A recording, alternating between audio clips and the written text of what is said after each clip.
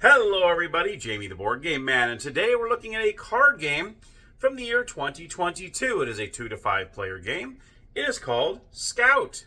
Now in this game, it's kind of a toss between poker and trick taking. What you're trying to do in this game is you're trying to beat the player's hand that's out there. That way you can take the cards like a trick, and you place them in front of you for points. The number of rounds depends on the number of players, and I'm not going to tell you anything else because we're going to head on down to the gamer's table where I'm going to show you how to play Scout.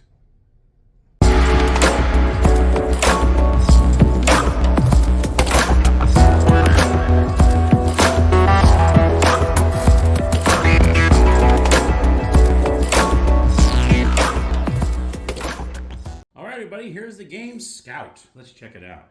Okay, so here are the components of the game. You're going to have your instruction booklet. You have your first player marker. You actually have your 5, because it is a 2 to 5 player game. These Scout and Show tokens. You also have all your cards, which I believe there is 70 in the deck, if I'm not mistaken. Let's see, I think it says in the box here, 70 cards, oh, 45 cards. I'm sorry, there's 45 cards, 23 Scout chips, which are right here. You also have little point tokens that you use at the end of every round. And then, of course, you have the cards, the first player marker, and all that good stuff. So let's go ahead and show you how this works. Now, depending on the number of players in the game, it'll tell you what cards you need to take out if you have a 2, 3, 4 player game. Obviously, if you have a 5 player game, all the cards stay in. Right now, I have this set up as a 4 player game. So on the 4 player game, all you need to take out is the 9, 10 card, which it shows you on here. See the way it says no 2, 3, or 4, you would take this out. So the only time you'd really use this card is if it's a 5 player game. Okay, now once you establish that and once you know how many players you're going to do, you're going to evenly distribute all the cards that are in the deck to all the players. It will be an even number of amounts. Everyone's going to have the same amount of cards. Everyone's going to receive a Scout and Show marker. So we'll go ahead and place one of each here on each side. We're going to go ahead and take the 5th one out because we only have a 4 player game. And everyone's going to look at their hand and see who has the 1, 2 card. That's going to establish in the first round who's the first player. Now, how many rounds do you play? Well, it depends on how many players you have. If you have a 4 player game like we have here, then it would be a 4-rounded game. So everyone would have a chance to be the first player. So in this case, it is 4 rounds. This is what the 1, 2 card looks like. You see it has a little top hat there. So that kind of shows you this is going to be the first player for the first round, which is me right here. Okay. Once you turn over your cards, you cannot rearrange the cards in any order. So what you can do is you're going to look at your cards like so, and you're going to see if there's any cards that you can make as a run or of a kind. Okay, so I can see if they have any pairs. Do I have any that are next to each other that I might be able to use? This looks horrible. As you can see, I don't really have any. I have a 6, 7 here, but that's about it. And as long as they're ascending or descending order. Okay, so let's see here. So for instance, if I had, now I know I'm not allowed to do this, but I just want to show this as an example. See the way these are all in descending order, 4, 5, 6, 7. I would be able to use these as a run, okay? As long as they're ascending or descending and they're next to each other. So what I can do is I can look at that and go, maybe I want to do is I want to switch them, because that's why you have numbers on both sides. Does this look any better than the other side? And that's what you're going to decide. How do you want to do this?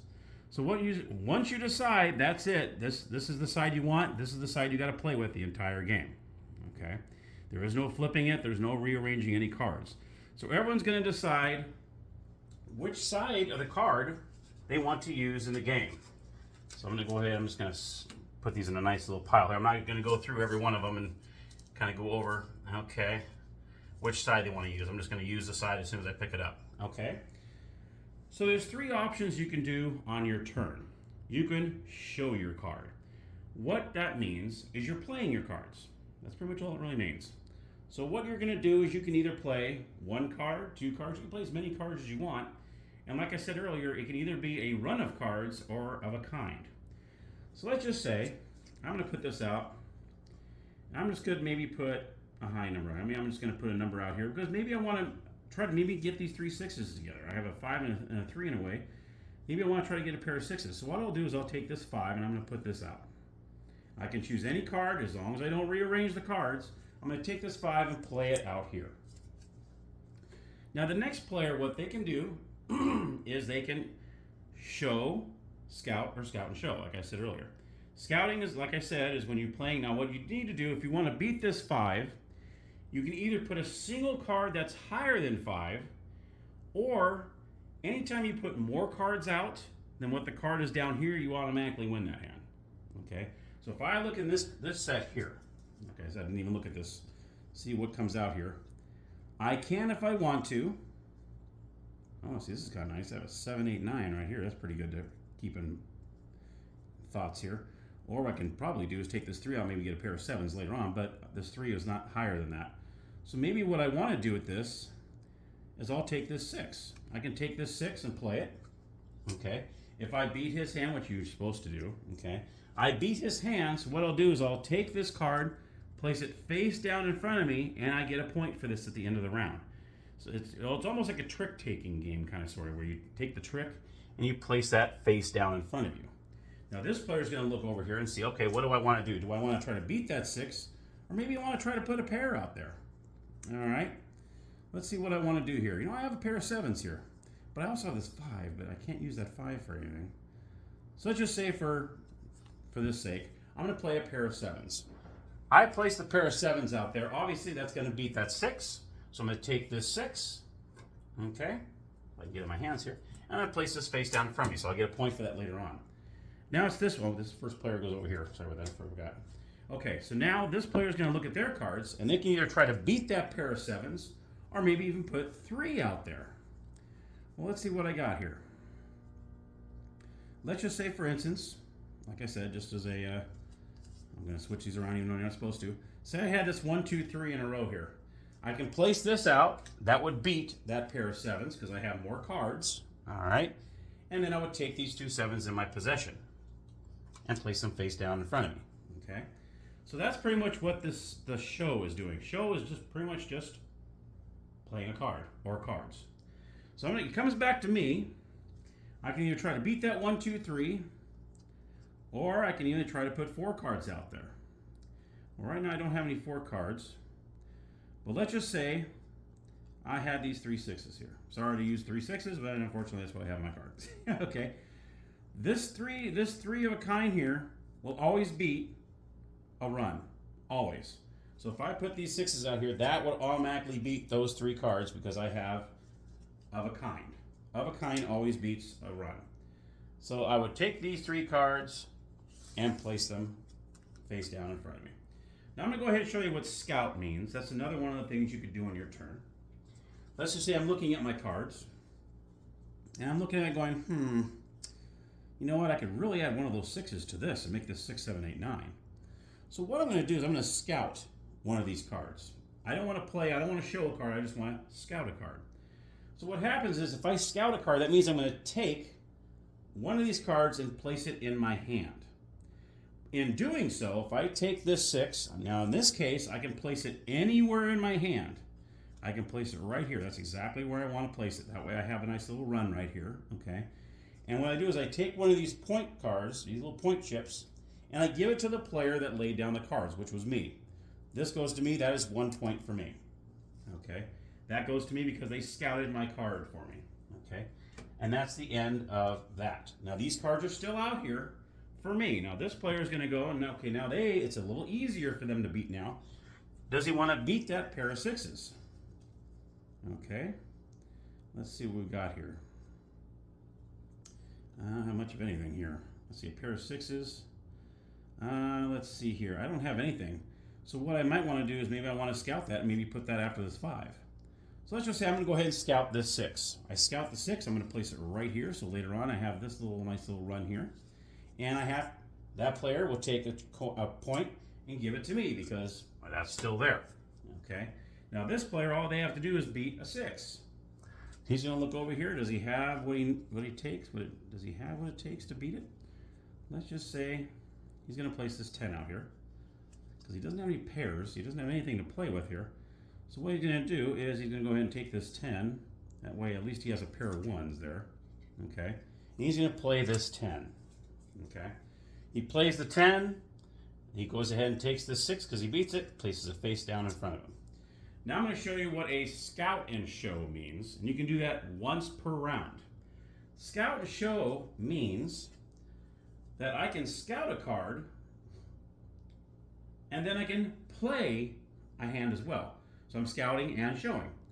Let's just say I scouted this card here. I took this 10, so obviously I'm going to give this player a point over here because it's his 10.